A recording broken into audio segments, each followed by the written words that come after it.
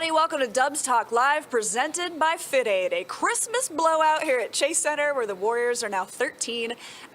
That's Dalton Johnson. I'm Kerith Burke. Before we break down this game, the Warriors want me to remind you that if you want to see your favorite players in the All-Star game, you have to vote for them. Okay, I'm showing the shirt that they gave away tonight to remind fans to vote for their All-Stars. You can vote via the NBA app or by going to NBA.com. And there's a Christmas special, Dalton. Votes count 3-1 tonight. So you can triple your vote by making sure your favorite Warriors players get in that game. Okay, Dalton, you were on that road trip. Okay, we know it was a tough one for the Dubs. They come into this game short-handed. How much do you think they needed a win like this? Big time. I mean, they're going to say we need wins no matter what right now, right? But when you think about no Steph Curry, no Andrew Wiggins, and to beat that Grizzlies team the way that they did, I mean, it was a statement that, hey, we're still the Warriors. We can still do this. I think that game, it set a tone for this homestand. You talk about an 8-game homestand. They needed this one. And to me, it was you need to win the winnable games on the homestand. When you look at the paper, compete against teams like the Grizzlies. But, I mean, really, like I said, they won this game in resounding fashion. So a big-time win. I think they very much needed it, and it set the tone. The 10th straight time the Warriors have played on Christmas. The Grizzlies were favored in this one, and the Warriors reminded everybody that they are still the champs. I think they heard some of the Grizzlies talk coming into this game. What do you think? Maybe were their ears open a little bit? I think they were perking up a little bit here. Yeah, I think so, too. And you know what? This is one of those games that had Jordan Poole all over it when the Warriors need shooting. But also, he likes the bright lights. I think he liked the fact that Dillon Brooks was guarding him tonight. What stood out about Poole's game? We talk about voting for the All-Stars. In that first quarter, that's where Jordan Poole looked like the All-Star that the Warriors expected, you know. And when you don't have Steph Curry, you need a hot start like Jordan Poole did right there, making in front of Dillon Brooks' face, loving every single second of it. But 17 points in that first quarter. I'll talk about setting the tone. Jordan Poole set the tone with those 17 points. 5 for 9 from the field in that first quarter.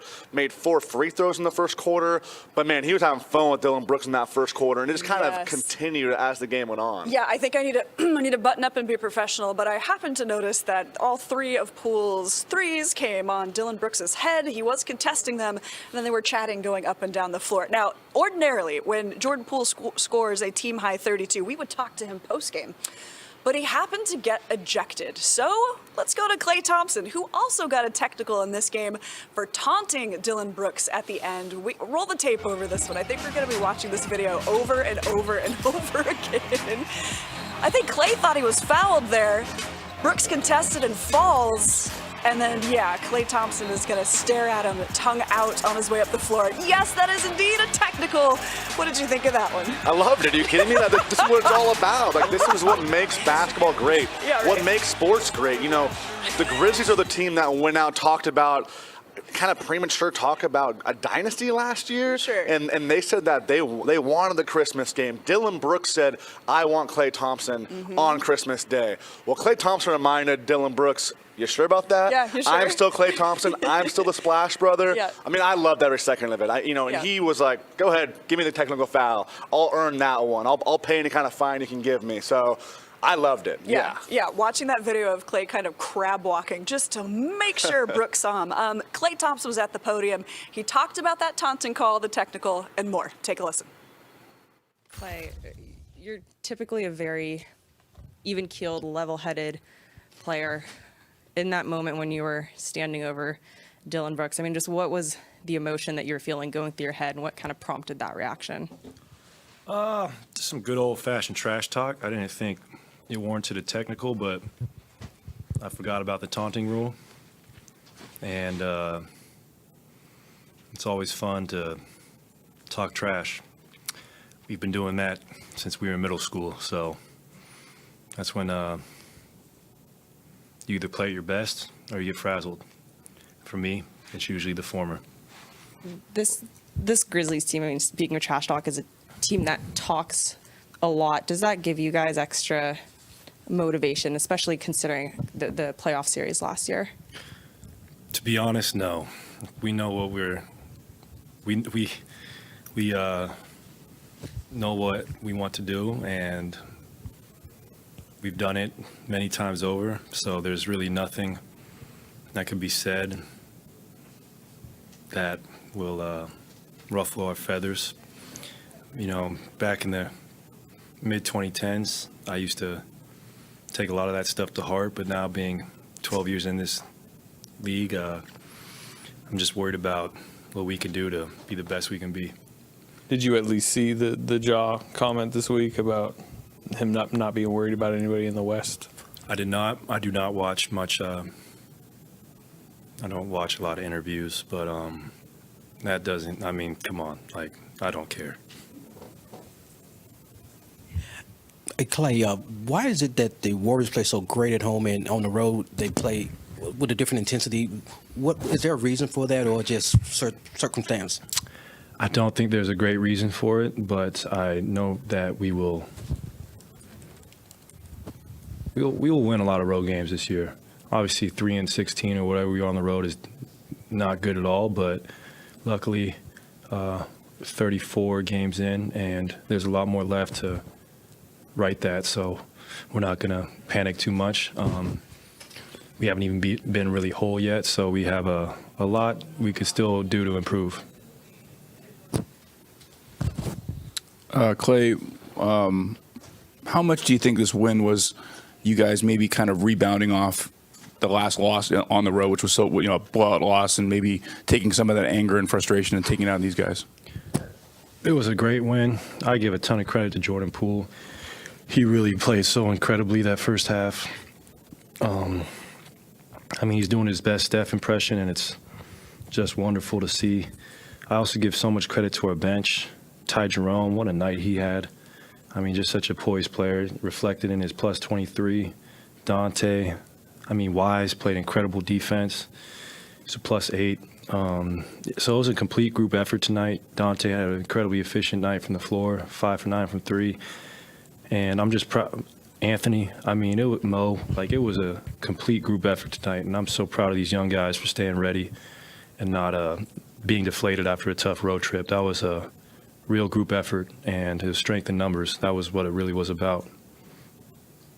Klay, along those lines, I was going to ask you about the bench, but Steve mentioned Ty Jerome specifically as being a calming influence when he goes out there, and he said he takes great pride in keeping that, whoever the group is when he's on the court, in a good space. Have you noticed that he, does something that just keeps everybody? Well, Ty won a national championship with Tony Bennett, so I played for Tony. And if Tony trusts you, you got a lot of poise, and he played so well tonight. I mean, made big shots, floaters, got great passes in the pocket, great defense. I mean, he played so good, and I'm proud of him because it's not easy being in that position where you're not sure when you're going to get minutes, but we would not have won the game without him, so I'm grateful for Ty. And Klay, do you think Draymond's, that stretch when Steve, plays him sometimes with the reserves, that has helped everybody kind of gain a swagger, a confidence that was key, I don't know, to how these guys are starting to play? Yeah, Draymond is a incredible competitor. He's the heart and soul of our team. I mean, his game is so unique. There's no one like him. He had a double-double tonight without even scoring 10 points. 2 block shots and a steal. Like, he's just such an incredible, and he's a gamer. When the lights are the brightest, Draymond's going to show up. Doesn't matter what unit he's in or where he's on the court. He's going to be an asset, and we would not have the banners we do without Draymond Green. Klay, you said on TV. Klay Thompson's first Christmas game since 2018. I think it meant a lot to him, right? We think about how we talk so much about taking advantage of every single opportunity, advantage from losing those years. I think this one meant a lot to him. We obviously saw the phone with Dillon Brooks, but just an overall game, 24 points, a season-high 9 rebounds. So he's able to do the dirty work, too, which was a lot of fun to watch. That's huge. Really good point there, Dalton. I like that Klay mentioned Ty Jerome and the bench players tonight, because the young guys, when they got into this game, they didn't give up any leads. They built the lead in this one, and everyone had to contribute when the Warriors were shorthanded. 42 points from the Warriors Warriors bench, outscoring the Grizzlies bench, which had 34. So a blowout win for the Warriors on Christmas. Pretty awesome. We're going to talk about our Christmas wish list for the Warriors when Dubs Talk Live, brought to you by FitAid, returns in just a moment. Hey, let's give a shout out to Draymond real quick too. 13 rebounds, 13 assists, 3 points, and a technical. Draymond Greenline, guys. All right, wish list next. Dubs Talk Live is presented by FitAid, the #1 post-workout recovery drink in America. Try now and visit drinkfitaid.com.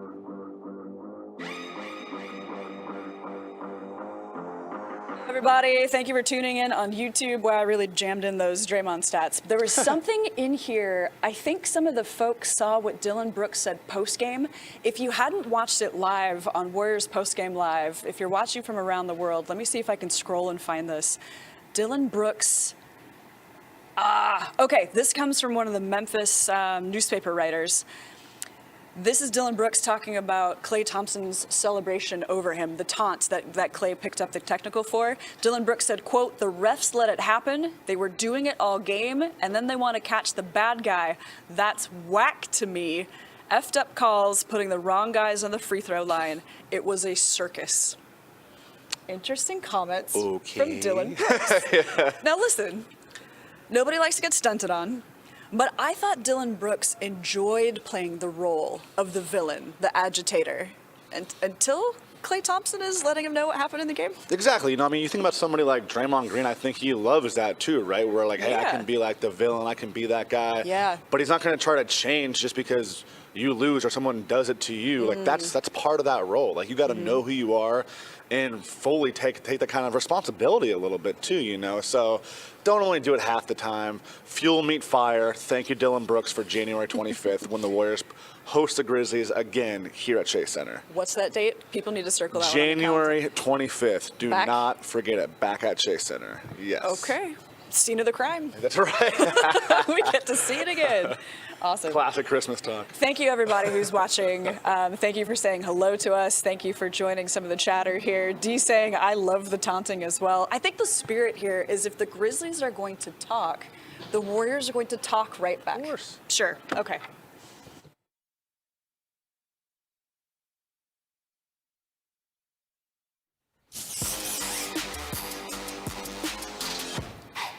Hey everybody, welcome to Dubs Talk Live, presented by FitAid. Merry Christmas, and it was nice to see everybody's family at the arena today. This was the marquee game in the NBA, and we sure got a show.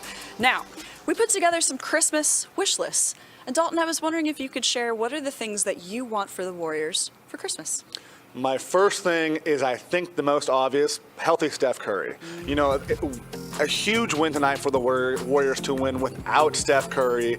But we know when you have historic numbers with Steph Curry on the court versus off the court, with him healthy versus him sidelined, it's a completely different team. I talked today before the game about kind of the state of the Warriors. The state of the Warriors are Steph Curry.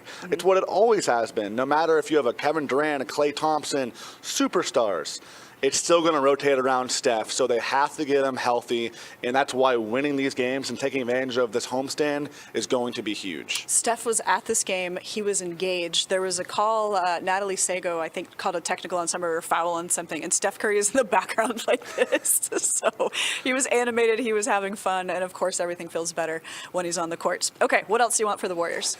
My number two thing is avoid the play-in tournament. Avoid that game. I mean, we talk about the playoffs and everything, and I think if you have a Steph Curry, you have a fully healthy team, if you are in the play-in tournament, I'm taking the Warriors, because look at what they've done in the past, but just don't even put yourself in that situation.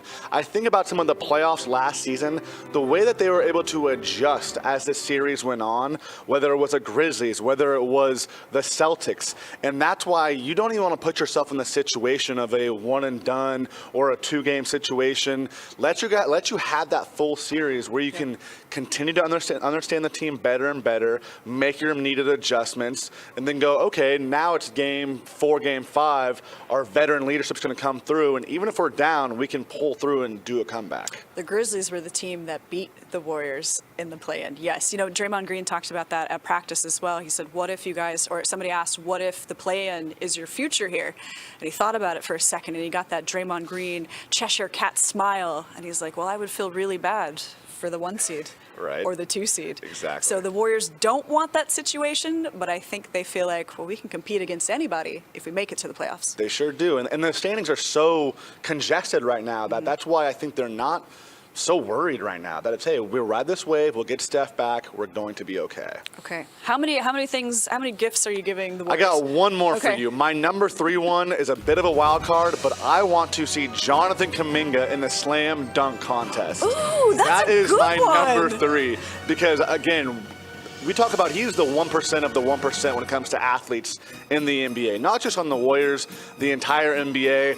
When I was on the road, just coming back from that long road trip, we're at Madison Square Garden for shoot-around. He finishes his shoot-around literally just standing there, cups the ball, just right under the rim, 360 like it's nothing, throws it down. Just the most It's just too easy lackadaisical for him. 360 dunk. Yes. We were in Dallas earlier this year, same thing, where all of a sudden he's just standing there, off 2 feet, leaps up, right hand, left hand, through the legs, dunk, just throws it down. Okay. You know, again, where it's just so easy for him. It's powerful. I think he's got a little bit of grace in there, but a lot more power, where it would be a whole lot of fun seeing Jonathan Kuminga in this slam dunk contest. I'm thinking back to last year's slam dunk contest. Juan Toscano Anderson He was, made yes, it. yes, yeah. he was. Okay, so why don't maybe the Warriors can represent in this one too? I love this idea. No, I mean, JTA, great in-game dunker. I think Yeah. about Kuminga, he can do a lot. I think he can Yeah. bring out a lot of special kind of dunks as well, some trickery, and he's definitely one for the bright lights, the show. He enjoys those big-time dunks. That's why, again, 20 years old, and what an athlete. Want to see Jonathan Kuminga in the slam dunk contest. Okay, the next practice that he speaks at, are you going to bring that up? I might have to now. I think I just put him on the spot, but yes, you should be the one. I want to see Kuminga's smile for that. Okay, I think Dalton's Christmas wish list was better than mine, but we'll get to mine in just a moment because Dubs Talk Live presented by FitAid. We'll be right back. I've got 4 things on my list, and one of them involves lumps of coal. Stick around.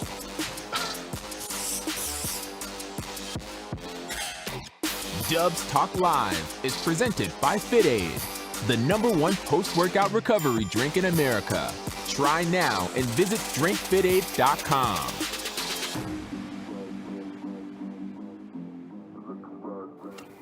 I don't remember my wish list. Do they have it? Yes. Okay. Actually, I think I wrote down some little notes. I sure think Flo probably has I think I it. kind of remember, but I need you to put them up on the screen pretty quick, if that's okay. Yeah. Okay. We've got somebody watching. Thank you. How much time do we have for the C block, please? It'll be a little shorter, right? I'm sorry? I'll respond to each wish list with a novel.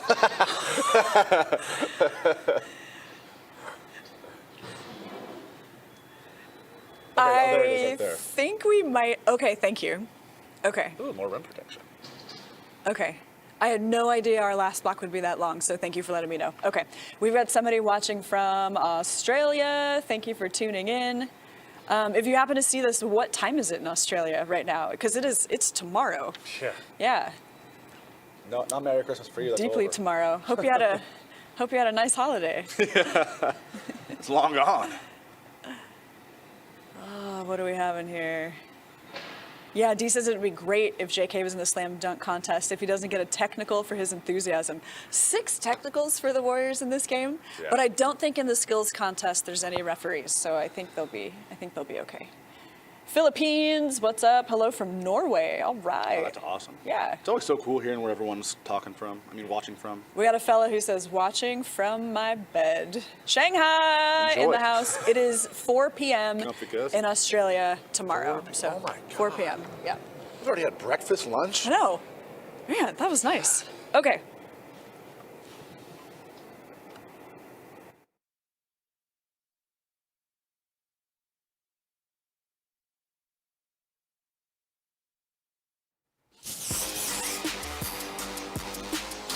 Hey, everybody. everybody. Welcome back to Dubs Talk Live, brought to you by FitAid. Dalton and Kerith here. Dalton just shared his Christmas wish list. So it's my turn. We were very similar in our number one thing that we want from the Warriors, okay? My wish, I want Santa's magic to make sure there are no injuries. That is in capital letters, my friends. And it's not just for the Warriors. I want it for everybody in the NBA. I know this is a very lofty goal, but today, we already know how much juice there was for this game. Could you imagine if Steph and Wiggins were playing? Like, I just really want healthy matchups for all of these teams so we can see the best of the NBA. That's not too much to ask for, No, is it? my go-to tweet every time is ban injuries. If there's one thing, if I had a magic wand, if I had Santa's powers, it would be get rid of the injuries. I want everyone to be healthy, not just the Warriors. We want the best basketball on a nightly basis. And I want these two teams fully healthy facing off in the playoffs. That'd be a ton of fun. But yeah, we saw how the Warriors, they were able to ride the wave of the injuries last year. But again, this is a different team where you have such a young bench where any kind of injury, any game of missing Steph, Wiggins, these kind of stars, it's even harder, obviously, right? So yes, I am on the same page with you. No more injuries, capital letters, bold, underline, whatever we need to do. Let's highlight it, whatever we need to do. Yes, no more injuries. Thank you very much. Thank you. Okay. Yes, no injuries, please. I'm not sure that I just want long careers for all of these guys. So, yes. There was a Wiggins update, by the way. Steve Kerr said pregame they want to make sure that Wiggins doesn't re-aggravate anything for that groin injury. Sorry, do you recall what Steve said, or do you want me to sum it up? Yeah, I mean, he basically said, we're just being very cautious right now. We don't have an exact date. Today was pretty much a target date that they were hoping to get Wiggins back. You know, hopefully next game, maybe the game after that. I think that when it first happened, Steve, when he talked to us, was pretty optimistic. Hey, it won't be that long. But with the groin, it can just linger. And he basically said that Rick Celebrini told him that if they tried to push it, this could have been more than a month. So there was no reason to try to push it right now. Let's be nice and cautious, make sure he's truly 100% once he's back. Yes, okay, I like the word caution. I remember Rick Celebrini had some advice. Don't push it. We don't want re-aggravation here because then he could be out for another month. Steve Kerr also said hopefully before Wiggins comes back, he wants him to get a live practice. So that's a tough one. It may or may not include a scrimmage, but they want to make sure that Wiggins' conditioning is right before they put him back on the floor. Okay, number 2 on my wish list is a little bit of rim protection for the Warriors. Now this kind of I think tonight they did pretty well. I mean, the Grizzlies love to score points in the paint. Warriors still won this game, but just thinking a big picture for the Warriors, a little bit more rim protection. And this is where I think James Wiseman could come into play. They have a true 7-footer on the floor. Let's make it a James Wiseman block party. That would mean that his defense needs to improve a little bit, but I feel like Wiggins is going to get there. Yes, I mean, when Steve Kerr talked about Wiseman pregame, he said, we know that he can score points coming off of his 30-point performance in Brooklyn, but it's continued to be defense, defense, defense. Tonight, after the game, Steve said he was great defensively. Might have been the best game he's played defensively, not just this season, but dating back to his rookie year, or maybe in the NBA, because he just made an impact. He didn't have to have big-time numbers, but I believe he was a +8 and +- You're exactly 5 right. rebounds. Yes. I believe he played 8 minutes, didn't take one shot, made an impact. That's huge for James Wiseman going forward, using that 7-foot body, that long wingspan. So a big step forward tonight with James Wiseman, getting another one of what I call a little win for Wiseman, because those are going to amount to bigger wins in the long run. Well, I think that 30-point game in New York, that matters to Wiseman, and you notice the same things that I did. Even though James didn't score in this game, when Steve is telling a lot of these young guys, remember he said it for Kuminga, what can you do to impact the game that's not scoring? And the ball will come back to you, but my eye went to the same thing that yours did. Those 5 rebounds were important. That's impactful stuff. Okay, let's get to number 3 on my wish list. This one involves turnovers, okay? And here's the penalty. Every Warriors turnover equals a lump of coal. The Warriors have had a lot of lumps of coal. However, Dalton, in this game, the Warriors had fewer turnovers than the Grizzlies had. It's been a long time since they've had fewer turnovers than an opponent. Good job, Dubs. A long time. I mean, I'm going to say that there might be a pile and a pile and a pile of coal this season. The Warriors are always going to have high turnovers, you know, and I was talking to Steve about this on the road as far as, what do you think about the type of turnovers? I think that this was the game in New York against the Knicks, obviously a blowout loss also. And that's where it's going to come down to, right, is not just the turnovers, the highest number, but the type of turnovers, the time in the game, things like that you got to watch with the Warriors, because the ball's flowing, they're out racing, they're trying to make three-pointers. So, yeah, turnovers are going to happen. But what you said tonight, that they had less than the Grizzlies, that is huge for them, So they're looking for that at least 30 assist mark and have fewer turnovers than the other team. That usually is going to lead to wins for the Warriors. Yeah, you said something I want to give you a compliment about. Dalton has been on the road. He's traveling this season, and you get those moments. You get those hallway moments. You get those one-on-ones. You get those, hey, how you doing, that sort of thing. How do you think that New York trip was for the Warriors? I think it was tough, but again, the fact that the young guys had those back-to-back games like that and really had to kind of learn a lot about themselves, and you go from the game at Madison Square Garden, and they were in the game for pretty much the last 8 minutes, and it wasn't a great stretch, and they just looked very discombobulated, I guess you could say. Yeah. That next game, the cohesion was a lot better. The chemistry was a lot better. And so even though it was another blowout loss, I think there's a big step forward for a James Wiseman, a Patrick Baldwin Jr., Moses Moody. And then you see tonight that Wise makes an impact, Moody makes an impact. So again, it's these little wins as they continue to pile up for the young guys. And to see going from one day to the next, even in a big loss, to find ways to improve themselves, it was big to me. Yeah, game-by-game improvement, tape to watch, and then put them on the floor the next day and make sure that they absorbed what they heard, the things that they're learning. Okay, finally for me on my wish list, I think the Warriors could use one more piece, okay? They have an empty roster spot, or maybe as the team starts assessing things, they've got a pretty long pretty long homestand, 8 games here, to kind of figure out where they stand going into January. I don't think the Warriors are going to add or subtract anything before the trade deadline or too much before the trade deadline. But would they look? Would they look to make sure maybe one more piece can push them over the edge to see if they can defend a championship? I think they'll look, especially for kind of a minimal move. I don't think they're going to make some big-time move, but another defensive presence, something like that. Maybe another big to get more rim protection. But we also talk about a vet that's going to be added to the bench, Andre Iguodala, somebody who we still haven't seen this season. And they've always said that it's about the second half, the back end of the season for an Andre Iguodala. So do I think Iguodala is going to come out and score 20 points by any means? No, but that's not his role. That's not what they need. They need more people to settle things down. And he knows the game so well. He knows the system so well, exactly what Steve Kerr wants so well. So that's another veteran that internally they're going to be able to add to the bench. Yes, organization, defensive sense, and few turnovers. Okay, that's Andre Iguodala right there. Maybe I should have just put Andre Iguodala returns. So I think I want the clock to turn into 2023 so I can be the first person to ask Steve Kerr in the new year, hey, when's Andre coming back? Because we don't know at this point.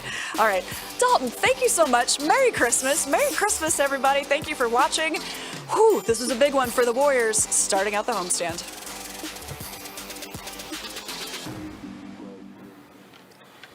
Live on YouTube. We didn't get to this in the show, but I'm so glad Shannon said this in the comments. Loving Dante's game more and more each time. Yes, Dante was ill, had some sort of illness, goes into the starting lineup tonight, splashes 5 3-pointers in this game. That was important. Also arrived at a season-high 19. Dante was a little bit interrupted at the beginning of the season with his hamstring injury, but now it feels like he's figured out how to play here. When they signed him, he seemed like such a Warrior signing to me, someone who's such a glue piece, add him to the puzzle, and he's just going to fit. It's not going to take him too long to figure it out. And then, as you said, he kind of had that early bump in the road, which did kind of mess things up a little bit. It's really hard, He's the new right? guy. Yeah. Exactly. It's a new system. You have all these new guys, and you don't get to build that up for the first few weeks, and now you're kind of behind the curve with that. But now it seems like each game, it's a new season high for Dante DiVincenzo, whether it's rebounds, points, 3-pointers. He can just do a little bit of everything, where he's very positionless to me too, where on a night to night where he's in the starting lineup, and I guess he's a small forward, but he can also be an on-ball point guard. He can be your shooting guard, and his three-point shot is getting better and better. He just looks so comfortable to me. Yeah. Another guy who's a very, very good athlete, an explosive player, but plays at his own pace. So I think Dante is a huge signing for the Warriors, and just, again, a quintessential Warriors kind of signing. Yeah, he's competent on the defensive side. Steve Kerr made a point to note, we had him on Ja Morant tonight. Yes, and he made that impact. I like what Dante is giving the team. He also helps Jordan Poole. I don't think it's a coincidence that Jordan Poole tends to have bigger games when Dante is alongside him. So he can be the ball handler. Poole can be off ball and kind of running around, running in circles the way that Steph Curry likes to do. So. No, exactly. When Steve Kerr was talking at the beginning of the season, hey, how can you get Jordan Poole going a little bit? And he basically said, we got to find ways to get him off the ball, too. Yeah. You can kind of find that hybrid role for Jordan Poole that, yes, he can be on the ball and cook and sizzle as he does with the ball in his hands. But if you can get him running off of screens, doing back doors, back cuts, things like that, and you have a Dante DiVincenzo who's patient and knows to find them, and I feel like he feels the game very well and feels the moment where, okay, this is Jordan's time. He's starting to heat up. I need to find him. So they have a very good two-man game, quick chemistry. They complement each other very, very well. All right. Good stuff, partner. Always nice working with you. Thank you, everybody, for tuning in on Christmas Day. We appreciate you. We'll see you again soon. Merry Christmas.